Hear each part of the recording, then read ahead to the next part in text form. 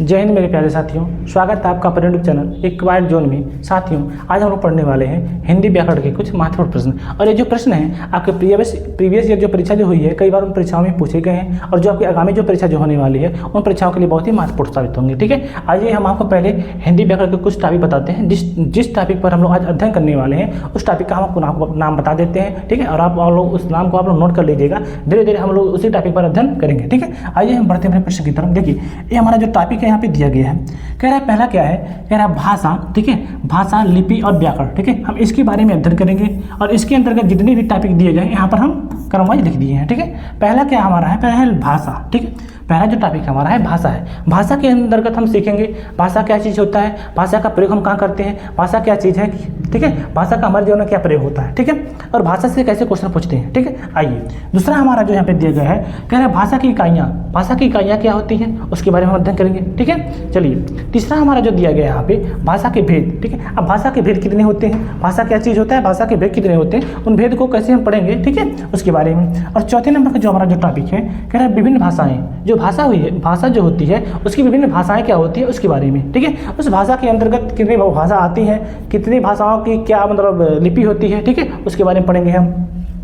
पांचवा हमारा है साहित्यिक भाषा। ठीक है, साहित्यिक भाषाएं क्या होती हैं उसके बारे में हम अध्ययन करेंगे। ठीक है, और यहाँ पे जो छठवें नंबर का दिया है बोली। बोली क्या चीज़ होता है, बोली का प्रयोग क्या कहाँ करते हैं, बोली और भाषा में अंतर क्या होता है उसके बारे में हम लोग जानेंगे। ठीक है, और यहाँ पे देखिए 6 हो गया था, ये सब हो गए थे। ठीक है, सातवां नंबर का हमारा है लिपि। ठीक है, यदि हर एक भाषा की लिपि होती है तो यहाँ पर हम भाषाओं की लिपियों के बारे में जानेंगे। ठीक है, लिपि क्या चीज़ होता है उसके बारे में हम अध्ययन करेंगे। यहाँ पे आपका 8वें नंबर का जो है व्याकरण है। व्याकरण का चीज़ होता है उसके बारे में हम पढ़ेंगे। ठीक है, व्याकरण का प्रयोग कहाँ होता है। ठीक है, व्याकरण का हमारे जीवन में क्या प्रयोग होता है उसके बारे में हम पढ़ेंगे। और 9वें नंबर का हमारा यहाँ पे है व्याकरण के विवाद एवं। ठीक है, तो यहाँ पे जो ये टॉपिक है आपका 9 टॉपिक यहाँ पे दिया गया है। 9 टॉपिक अच्छे से इस पर अध्ययन करेंगे। ठीक है, चलिए हम बढ़ते हैं अपने प्रश्न की तरफ। पहला टॉपिक हमारा क्या है, कह रहा है भाषा। भाषा क्या चीज़ होता है उसके बारे में अध्ययन करेंगे। ठीक है, भाषा को इंग्लिश में हम बोलते हैं क्या, लैंग्वेज बोलते हैं। ठीक है, देखिए इसका परिभाषा यहाँ पे दिया गया है, मानव अपने भावों या विचारों को, ठीक है, विचारों को भाषा के माध्यम से प्रकट करता है।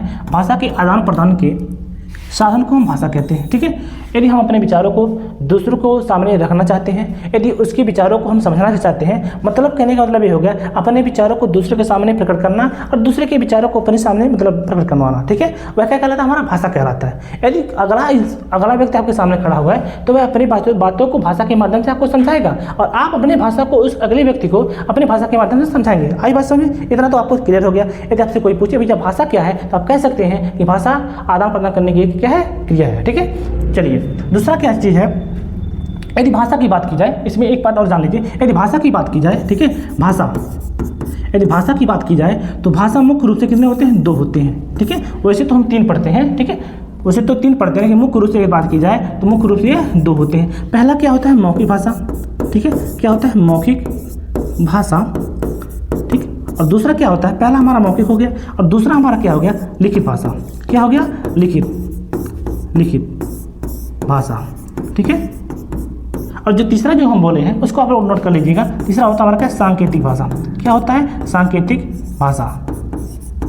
आई बात समझ में। अब यदि बात की जाए मौखिक भाषा किसे कहते हैं तो हम कह सकते हैं, सिंपल भाषा में कह सकते हैं, यदि हम अपने बातों को दूसरों को बताना चाहते हैं तो उसको हम मौखिक करके, ठीक है, मौखिक भाषा में समझा सकते हैं। मतलब लिखकर उसमें नहीं समझाना रहता है। ठीक है, बनो बातों के माध्यम से हम उसको बता सकते हैं। अगला व्यक्ति हमारी बातों को समझ कर वह समझ जाएगा कि हाँ ये मौखिक भाषा में हमको बता रहे हैं। ठीक है, ये हो गया। मतलब मौखिक भाषा को हम लिख नहीं सकते हैं, सिर्फ अपने बातों के माध्यम से प्रकट कर सकते हैं। ठीक है, ये हो गया। यदि हम लिखित भाषा की बात करें तो लिखित भाषा का प्रयोग हम कलम और किताब के माध्यम से, कॉपी के माध्यम से हम उसको लिख कर समझा सकते हैं। ठीक है, अगले व्यक्ति को। यदि वह अगला व्यक्ति हमारी बातों को नहीं समझ पाता है तो यदि वह व्यक्ति सुनने योग्य नहीं है तो हम उसको अपने भाषा को लिख कर बढ़िया से समझा सकते हैं। हाँ भैया अब ये कह रहे हैं आपसे, आप इस भाषा को समझिए। ठीक है, ये हो गया। और यहाँ पे सांकेतिक भाषा का हम यदि बात करें तो ये जो भाषा होता है संकेत के माध्यम से, यदि आपको कहीं बाहर जाना था इशारा कर देंगे हमको बाहर जाना। ठीक है, भूख लगी तब इशारा करके आप समझा सकते हैं। आई बात समझे, इतना तो बात आपको क्लियर समझ आएगा। ठीक है, चलिए आगे बढ़ते हैं हम। अगला हमारा क्या है, दूसरे नंबर का हमारा देखिए क्या कह रहा है भाषा की इकाइयाँ। दूसरा हमारा जो है टॉपिक है, कह रहा है भाषा की इकाई। ठीक है, मतलब यूनिट्स ऑफ लैंग्वेज। ठीक है, यदि हम यहाँ पे भाषा की इकाइयों की बात करें तो भाषा की इकाइयाँ कितना है, 5 है। ठीक है, मुख्य रूप से कितना होती है, 5 होती हैं। इसको आप लोग ध्यान रखिएगा। ठीक है, बहुत इंपॉर्टेंट है, वेरी इंपॉर्टेंट है। ठीक है, चलिए, यदि आपसे पूछे कोई भाषा की कितनी इकाइयाँ होती हैं, आप कह सकते हैं भाषा की कुल कितनी होती है, 5 इकाइयाँ होती हैं। आई बात समझिए। और यहाँ पर यदि बात की जाए तो कौन कौन से होते हैं, पहला आप कह सकते हैं ध्वनि, ठीक है, दूसरा कह सकते हैं वर्ण, तीसरा कह सकते हैं शब्द, और चौथा है पद, पांचवा है वाक्य, ठीक है। अब यह ध्वनि क्या चीज़ होता है इसके बारे में हम पढ़ेंगे। अब ध्वनि क्या चीज़ होता है इसके बारे में देखिए, क्या उच्चारण से, ठीक है, उच्चारण से निकलने वाली स्वतंत्र आवाज़ ध्वनि कहलाती है। क्या कहलाती है? ध्वनि कहलाती है, ठीक है। जैसे ए ई उ।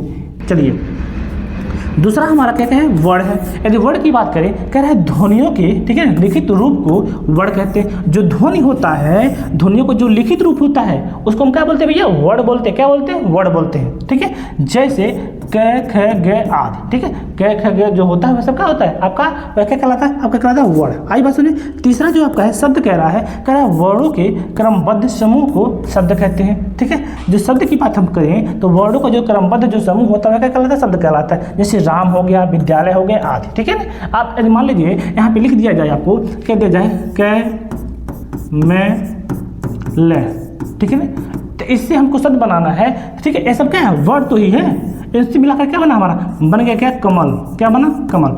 तो यहाँ पे वर्डों के मेल से बना है, बना कि नहीं बना है? तो वर्डों के मेल से हमारा क्या बनता है? शब्द का निर्माण होता है। आई बात समझ में। चलिए, अगला हमारा क्या है? पद है। कह रहा है पद का परिभाषा क्या है? कह रहा है वाक्य में प्रयुक्त शब्द को व्याकरणिक रूप में पद कहते हैं, ठीक है ना। यदि पद की बात करें तो जो पद होता है वाक्यों में प्रयुक्त शब्द को व्याकरणिक रूप में क्या कहते हैं? पद कहते हैं। जैसे मोना खेलती है, ठीक है। अब यहाँ पे मोना भी एक पद है, खेलती भी एक पद है, ठीक है। आई बात समझे। इस तरह से यदि आप बात करें यहाँ पर 5वें नंबर का जो वाक्य है, यदि वाक्य का परिभाषा जानना चाहते हैं, देखिए शब्दों का, ठीक है, सार्थक समूह, ठीक है, वाक्य कहलाता है। यदि शब्दों का जो सार्थक समूह होता है क्या कहलाता है? वाक्य कहलाता है। यदि वाक्य की बात हम करें, जैसे मोना मीठा खाती है, इसमें क्या है? पूरा क्या है? वाक्य है एक, ठीक है। यदि राम घर जा रहा है, सोहन पढ़ रहा है, सोहन खेल रहा है, राकेश दौड़ रहा है, ऐसा पूरा क्या है? वाक्य है। आई बात समझ में, ठीक है। चलिए, तीसरे नंबर का हमारा क्या है?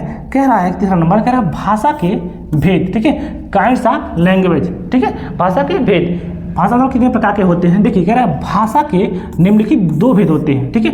यहाँ पे 2 इंपॉर्टेंट है, बहुत इंपॉर्टेंट है। यदि आपसे पूछ ले कोई कि भाषा के कितने भेद होते हैं, तो आप क्या कहेंगे? भाषा के 2 भेद होते हैं। कौन कौन सा होता है? यहाँ पे लिखित भाषा और दूसरा मौखिक भाषा, ठीक है। एक हम आपको और बताए थे, पीछे बताए हैं आपको, पीछे बताए हम क्या, भाषा के मुख्य रूप से 2 भेद होते हैं, लेकिन वैसे तो 3 होते हैं, ठीक है ना।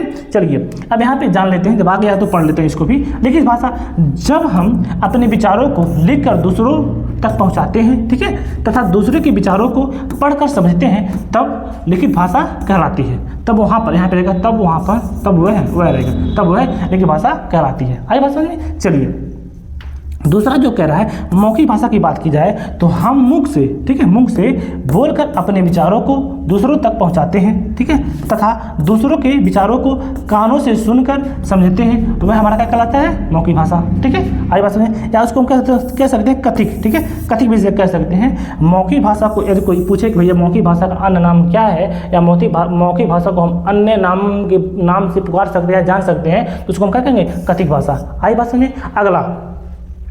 अगला है, और इस बात और ध्यान में रखिएगा, यहाँ पे इंपॉर्टेंट है बहुत। कह रहा है यह भाषा का प्राचीनतम रूप है, ठीक है। जो मौखिक जो भाषा है या कथित भाषा जो है, यह जो है भाषा का क्या प्राचीनतम रूप है, ठीक है। यदि आपसे पूछे, यदि आपसे पेपर में आ जाए कथित भाषा किसका प्राचीनतम रूप है, तो आप यदि आपसे पूछ लिया जाए जो कथित भाषा है किसका प्राचीनतम रूप है, तो कह सकते हैं आप किसका? मौखिक भाषा का। आई बात समझ में। चलिए, नेक्स्ट है हमारा चौथा, हमारा है चौथा क्या कह रहा है विभिन्न भाषाएं, ठीक है ना। अब विभिन्न भाषा क्या है चौथे नंबर का?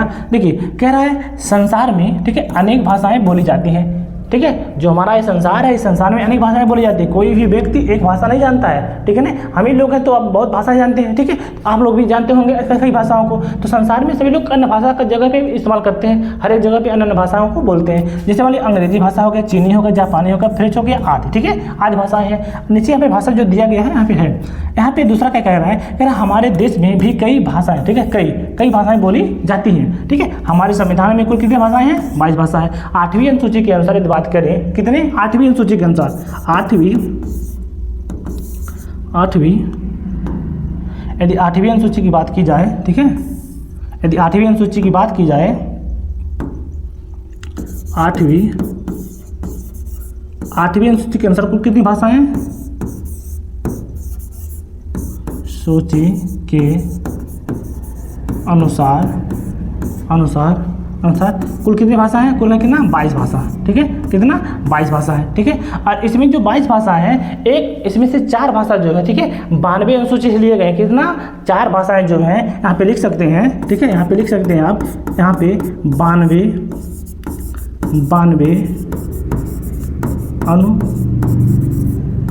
अनुसूची से कुल कितने भाषा ले गए हैं? 4 भाषा ले गए हैं, ठीक है। 92 अनुसूची से 18 था, 18 में 4 मिलाया गया तब 22 हुआ था। आई बात समझ में? चलिए यहाँ पे दिया गया है पहला मणिपुरी, यह भी एक भाषा है। बांग्ला, उड़िया, गुजराती, हिंदी, मराठी, यहाँ पे हिंदी है, ठीक है, हिंदी, नेपाली, ठीक है, कोंकण, ठीक है, पंजाबी, उर्दू, मलयालम, तेलुगु, असमिया, संस्कृत, कश्मीरी, ठीक है, सिंधी, मैथिली, बोडो, डोंगरी है, ठीक है, संथाली और कन्नड़, और लास्ट में क्या है आपका? तमिल है। आई बात समझे? आपकी ये 22 भाषा है, ठीक है। आप लिख लीजिएगा, इसको स्क्रीनशॉट लेना है, ले लीजिएगा। नेक्स्ट 5वां है हमारा, कह रहा है साहित्यिक भाषा, ठीक है। 5वां हमारा क्या है? कह रहा है साहित्यिक भाषा, ठीक है। साहित्यिक भाषा क्या है उसके बारे में देखिए। यहाँ पे कह रहा है संसार में अनेक भाषाएं बोली जाती हैं। 1 मिनट, 5वां क्वेश्चन करना है ना, चौथा है ये भी, 5वां आ गया। चलिए 5वें की बात करें, साहित्यिक भाषाएं, ठीक है। साहित्यिक भाषा, यदि यहाँ पे देखा जाए साहित्यिक भाषा का प्रयोग बोलचाल की भाषा की तुलना में प्रायः कम होता है। साहित्यिक भाषा की बात करें तो बोलचाल की तुलना में, ठीक है ना, प्रायः क्या होता है? कम होता है। बोलचाल की भाषा में साहित्यिक भाषा का बहुत कम इस्तेमाल करते हैं, ठीक है। यह भाषा, ठीक है, व्याकरण की दृष्टि से शुद्ध, अलंकृत और परिमार्जित होती है, ठीक है। यह जो भाषा होती है क्या? शुद्ध होती है, अलंकृत भी होती है, सुशोभित भी होती है और परिमार्जित भी होती है, ठीक है। चलिए, लेखक कवि आज भी अपनी रचना करते हैं इस भाषा में, ठीक है। साहित्यिक भाषा में कौन? लेखक भी और कवि भी अपनी रचनाओं को इसमें जब लिखते हैं तो ये जो साहित्यिक जो भाषा है इसका उसमें उल्लेख जरूर करते हैं, ठीक है। बिना साहित्यिक भाषा का प्रयोग किए हुए लेखक या कवि अपनी भाषाओं को या अपनी रचनाओं को लिख नहीं सकते हैं। आई बात समझ में? आपको पता चल गया कि साहित्यिक भाषा का प्रयोग कहाँ होता है? जब कवि अपने रचनाओं को लिखते हैं तो उन रचनाओं में किसका प्रयोग करते हैं? साहित्यिक भाषा का, ठीक है। चाहे वह कब हुए, चाहे वह लेखक हुए, दोनों, ठीक है। और कह रहा है क्या? तब वहाँ भाषा जो साहित्यिक रूप में, ठीक है, संस्कृत जाति या अन्य के वर्तमान और अतीत की घटनाओं का अनुभवों और, ठीक है, कल्पनाओं को व्यक्त करती है, तो साहित्यिक भाषा कहलाती है। यानी कोई लेखक है, रचना लिख रहा है, तो रचना में जिसका उल्लेख करेगा, चाहे वह घटना हो, चाहे किसी अतीत के बारे में हो, चाहे व्यक्ति के जीवन के बारे में हो, चाहे किसी कहानी के बारे में हो, जो भी वह लिखेगा, जो भी वर्णन करेगा, वह अपनी साहित्यिक भाषा का ही उसमें प्रयोग करेगा, और वही चीज़ क्या कहलाता है? हमारा साहित्यिक भाषा कहलाता है। आई बात समझ में? इतना तो बात आपको समझ में आ गया, ठीक है। और न चलिए अब देखिए, कह रहा है कविता, नाटक, ठीक है, कहानी, उपन्यास आदि में प्रयुक्त भाषा को हम क्या कहते हैं? साहित्यिक भाषा कहते हैं। बताए रहे अभी, यदि कोई रचना कोई लिख रहा है, कोई कवि, तो वहाँ पे जो रचना लिखेगा, चाहे वह नाटक हुआ, चाहे निबंध हुआ, चाहे उपन्यास हुआ, ठीक है, कोई भी रचना हुआ, यदि वह लिखता है तो उन विधाओं में या उन जो कहानियाँ जो होती हैं उन सब में किसका प्रयोग करता है? साहित्यिक भाषा का, ठीक है। बिना साहित्यिक भाषा का वह अपने विचारों को रचना में व्यक्त नहीं कर सकता है। आई बात समझ में? चलिए नेक्स्ट हमारा है 6वें नंबर का हमारा है। 6वां क्या कह रहा है? कह रहा है बोली है, ठीक है। बोली आप लोग जानते हैं, आप लोग अपने गांव, घरों, देहातों में, अपने शहरों में बोलते होंगे बोली को, ठीक है, भाषा भी बोलते होंगे, ठीक है। तो बोली का क्या मतलब है? देखिए कह रहा है क्या? सीमित क्षेत्र में, ठीक है, बोले जाने वाली भाषा को हम क्या बोलते हैं? बोली बोलते हैं, ठीक है। भाषा को क्या कहते हैं? बोली कहते हैं। यदि सीमित क्षेत्र में इसकी जो इसकी एरिया होता है क्या? सीमित होता है। आई बात समझिए? जैसे कि आप लोग घर पे रहते होंगे, घर से जब विद्यालय जाते हैं तो वहाँ पे माहौल के हिसाब से अपना जो लैंग्वेज होता है बदल लेते हैं, ठीक है। यदि आप घर पे भोजपुरी बोलते हैं या हिंदी बोलते हैं तो आप जिस माहौल में जाते हैं जहाँ पे उस हिसाब से वहाँ पे अपना लैंग्वेज इस्तेमाल करते हैं। आई बात समझिए? तो इसी के हिसाब से यहाँ पे लिखा गया है जो सीमित क्षेत्र में बोले जाने वाली जो भाषा होती है उसको हम क्या कहते हैं? बोली कहते हैं, ठीक है। और नीचे देखिए कह रहा है भाषा के अंतर्गत वह जो बोलियाँ बोली जाती हैं जिन्हें किसी प्रदेश के लोग आपसी रूप से अपने विचारों के आदान प्रदान, ठीक है, हेतु प्रयोग करते हैं, उन्हें हम बोलियाँ कहते हैं, ठीक है। कह रहा है क्या? भाषा के अंतर्गत वह जो बोलियाँ बोली जाती है जिन्हें किसी प्रदेश के लोग आपसी रूप से अपने विचारों के आदान प्रदान हेतु प्रयोग करते हैं, वह बोलियाँ कहलाती हैं, ठीक है। गाँव देहात में आप लोग देखते होंगे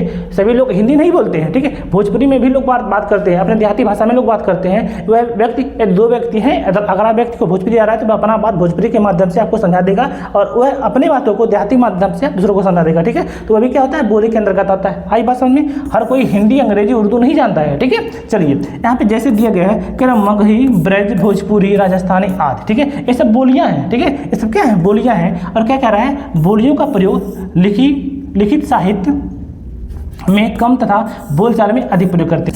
सातवां है आपका लिपि, ठीक है। लिपि का बात किया जाए, ठीक है, यहाँ पे लिपि है, ठीक है। कह रहा है साहित्यिक भाषा को प्रकट करने के लिए कुछ विशेष ध्वनि चिन्हों का प्रयोग किया जाता है, ठीक है। जब किसी भाषा को लिखने हेतु ध्वनि विचारों का प्रयोग किया जाता है तो उस रूप को लिपि कहते हैं। विभिन्न भाषाओं की अपनी क्या होती है, लिपि होती है, ठीक है। चाहे जो भाषा हो, हर एक भाषा की अपनी लिपि होती है। आई भाषा समझिए। यदि लिपि की बात हम करें, ठीक है, जैसे मान लीजिए भाषा जो है हमारा हिंदी की बात करें हम, हिंदी की जो लिपि है, एक मिनट, इसको हम लिखते हैं, देखिए इसको हम करते क्या है, यहाँ पे लिखेंगे हम, यहाँ पे लिखते हैं हम भाषा, ठीक है। ये है भाषा, हमारा भाषा हो गया। इधर हम लिखते हैं क्या, लिपि लिखते हैं, ठीक है। लिख रहे हैं यहाँ पे हिंदी, ठीक है। हिंदी का जो हमारा जो लिपि है वह क्या है, हिंदी का जो लिपि होता है हमारा होता है देवनागरी लिपि। क्या होता है, देवनागरी लिपि, ठीक है। आई बात समझे, ठीक है। यदि हम बात करें अंग्रेजी भाषा की, तो अंग्रेजी भाषा का हमारा जो लिपि होता है, अंग्रेजी भाषा का जो लिपि होता है हमारा क्या होता है, रोमन लिपि। क्या होता है, रोमन लिपि, ठीक है, रोमन लिपि, ठीक है। यदि हम उर्दू भाषा की बात करें, उर्दू भाषा का जो हमारा लिपि होता है क्या होता है, फारसी। क्या होता है, फारसी, ठीक है, फारसी होता है, ठीक है। यदि हम किसका बात करें, यदि हम बात करें किसका, पंजाबी भाषा का, ठीक है, पंजाबी भाषा का यदि हम बात करें तो इसका जो लिपि होता है क्या होता है, गुरमुखी होता है। क्या होता है, गुरमुखी होता है, ठीक है। आई बात समझिए। इतना लिपि आप लोग नोट कर लीजिएगा, ठीक है, बहुत ही इंपॉर्टेंट है, आपके पेपर में पूछा जाता है, ठीक है। यहाँ से चलिए बढ़ते अपने अगले टॉपिक पर। देखिए क्या कह रहा है, व्याकरण, ठीक है। अब व्याकरण की हम बात करते हैं तो व्याकरण क्या चीज़ होता है, ठीक है, व्याकरण का प्रयोग हम क्या करते हैं, ठीक है। चलिए यदि हम व्याकरण की बात करें, ठीक है, वह शास्त्र जिसके द्वारा किसी भाषा को शुद्ध लिखना, शुद्ध पढ़ना और शुद्ध बोलना सीखा जाता है वह क्या कहलाता है, व्याकरण कहलाता है। यदि हमको शुद्ध पढ़ने का ज्ञान हुआ, यदि शुद्ध बोलने का ज्ञान हुआ, यदि कोई चीज़ मतलब शुद्ध हम कर रहे हैं, शुद्ध लिख रहे हैं, शुद्ध पढ़ रहे हैं, शुद्ध बोल रहे हैं, तो यह सब हम सीखे कहाँ से, व्याकरण से। आई बात समझ में। यदि आपको व्याकरण का ज्ञान नहीं होता तो आपको शुद्ध बोलना, शुद्ध लिखना और शुद्ध पढ़ना आपको नहीं आता, ठीक है। चलिए यदि व्याकरण के बिना, ठीक है, यदि व्याकरण की बात की जाए तो व्याकरण के बिना कुछ भी लिखना, कुछ भी पढ़ना और कुछ भी संभव नहीं होता है। यदि व्याकरण की बात हम करें तो यदि व्याकरण आप नहीं जानते हैं तो कोई भी चीज़ आप शुद्ध रूप से लिख नहीं सकते हैं और कोई भी चीज़ आप शुद्ध रूप से पढ़ नहीं सकते हैं। आई बात समझ, इतना हमारे जीवन में इसका महत्व होता है। आई बात समझ। चलिए यदि बात की जाए 9वें नंबर की, ठीक है, व्याकरण के विभाग की बात की जाए, ठीक है, व्याकरण के नियमों का अध्ययन मुख्य रूप से 3 विभागों के अंतर्गत होता है। मोस्ट इंपॉर्टेंट है 3, ठीक है। यदि आपसे कोई पूछे कि व्याकरण के नियमों का अध्ययन मुख्य रूप से कितने विभागों के अंतर्गत होता है तो आपका आंसर क्या रहेगा, 3, ठीक है। और यदि आपसे पूछ ले कि उन तीनों विभागों का नाम क्या है तो आप यहाँ पे नाम लिखा हुआ है, आप लोग याद कर लीजिएगा। पहला क्या है, वर्ण विचार है, दूसरा क्या है, शब्द विचार है, तीसरा आपका है वाक्य विचार, ठीक। यदि वर्ण विचार की बात करें, जो पहले नंबर का यदि वर्ण विचार जो है उसका बात किया जाए तो इस विभाग में हम वर्णों के स्वरूप, भेद, प्रकार आदि के बारे में, ठीक है, अध्ययन करते हैं। यदि वर्ण विचार की बात किया जाए तो किसका अध्ययन कह रहा है, स्वरूप का, भेद का, प्रकार का, ठीक है ना। स्वरूप कैसा है, क्या भेदभाव है, किस प्रकार के होते हैं, इसका अध्ययन हम लोग करते हैं। आई बात में, किस में करते हैं, वर्ण विचार में करते हैं। वर्ण का क्या स्वरूप है, वर्ण का क्या प्रकार होता है, वर्ण का क्या भेद होता है उसके बारे में। यदि बात की जाए दूसरे नंबर का शब्द विचार, इसकी बात की जाए तो इस विभाग में हम शब्दों के स्वरूप, भेद, प्रकार के बारे में, ठीक है, अध्ययन करते हैं। इस विभाग की बात की जाए तो किसका, स्वरूप का, भेद का, प्रकार का, इसके बारे में हम क्या करते हैं, अध्ययन करते हैं। तीसरे नंबर की बात की जाए, ठीक है ना, वाक्य विचार के, तो इस विभाग में हम वाक्यों के स्वरूप, भेद, प्रकार आदि के बारे में अध्ययन करते हैं। दोस्तों आज का क्लास आपका यहीं पर समाप्त होता है, ठीक है, आज का क्लास आपका यहीं समाप्त होता है। यदि मेरे पढ़ाने का तरीका आपको अच्छा लगा हो, पसंद आया हो तो आप लोग बने इस चैनल को आप लोग लाइक कीजिए, शेयर कीजिए और साथ में अपने इस चैनल को सब्सक्राइब कीजिए। मिलते हैं हम आपसे अगले वीडियो में, तब तक के लिए जय हिंद।